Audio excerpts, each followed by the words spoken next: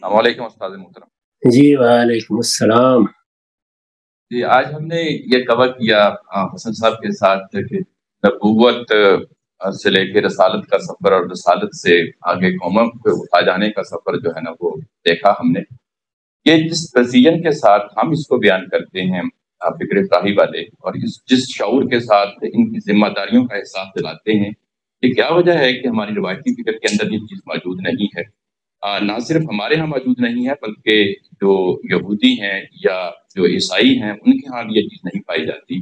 اگر ہمارے ہاں کوئی اس طرح کی کوئی تحریک اٹھے، کوئی شعوری تحریک اٹھے، تو وہاں پہ بھی یہ چیز پائی جاتی ہے کہ وہ اس چیز کو اپنا موضوع نہیں بناتے۔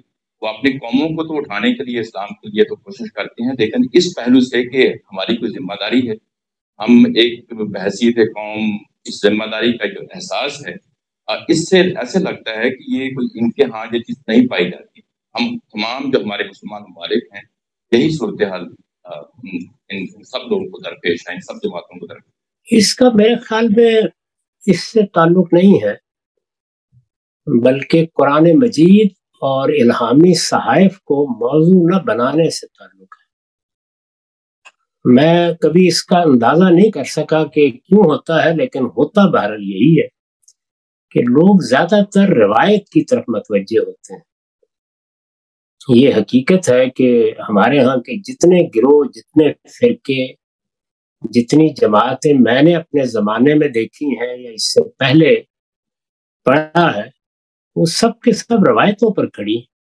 قرآن مجید سے استدلال ما بعد استدلال ہوتا ہے، وہ جس کو منطق میں کہتے ہیں کہ نقطہ بعد الوقوع، بعد میں بس قرآن مجید کی طرف رجوع کیا جاتا ہے۔ قرآن کو موضوع بنا کر، قرآن کے اندر اتر کر، قرآن کو بنیاد بنا کر، قرآن کو بنائے استدلال بنا کر ہمارے یہاں رواج نہیں پڑا غور کرنے کا۔ ابھی پچھلے دنوں حسن کو معلوم ہے، ایک بڑے عالم ہیں، ان کے ساتھ میری کچھ گفتگو چل رہی ہے، اچھے دوستانہ ماحول میں بات کر رہے ہیں۔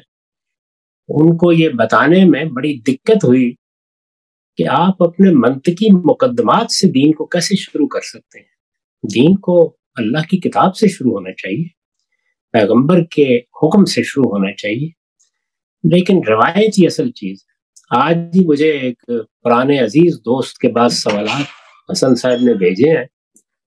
آپ بھی طالب علمانہ ذوق کے ساتھ وہ سوالات ان کے پاس سے لے کے پڑھ لیں، آپ کو اندازہ ہو جائے گا کہ اچھے بڑے سمجھدار لوگوں کے نزدیک قرآن بھاڑ میں جائے، یعنی یہ میں سوچ سمجھ کے الفاظ اس کی وضاحت میں بول رہا ہوں، اصل چیز روایت ہے۔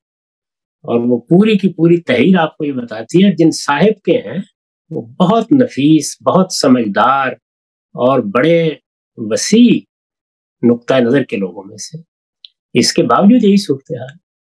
یعنی روایت کیا چیز ہے، تاریخ کیا چیز ہے، اس میں کوئی واقعہ کیسے پیش آیا، وہ بنیاد بنتا ہے۔ میں نے تو اپنی پوری زندگی میں یہ تجربہ کیا ہے کہ آپ قرآن مجید کے اور آپ کھول کے ایک ایک آیت کو بتا کے لوگوں کو بتائیے، وہ کہتے ہیں اچھا یہ بتائیے پھر یہ فلاں وقت میں پھر یہ کیسے ہوا تھا۔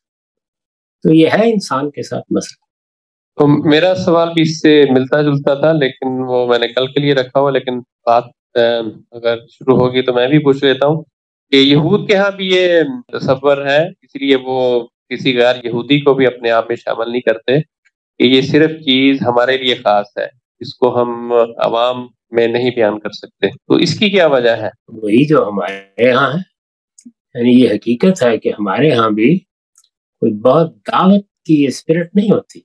کبھی آپ خود مسلمانوں کے اندر جو علماء کے نزدیک لبرل طبقہ پیدا ہو گیا، اس کے ساتھ گفتگو سنیے لوگوں کی، یعنی اس میں یہ اسپرٹ یا یہ روح نہیں ہوتی کہ ہمارے بھائی ہیں، یہ ہو سکتا ہے غلط فہمیوں میں پڑ گئے ہوں، ہمیں ایک جذبے کے ساتھ ان کو قریب لانا ہے۔ اس میں بھی باقاعدہ گروہ بندی ہوتی۔ ہمارے یہاں بھی کم و بیش یہی صورتحال ہے۔ غیر مسلموں کو اللہ کی کتاب پہنچانے کے راستے میں آپ دیکھ لیجئے کہ آپ کی فقہ کتنی بڑی رکاوٹ ہے۔ قرآن مجید کو کوئی غیر مسلم ہاتھ نہیں لگا سکتا، اس کو دیا نہیں جا سکتا۔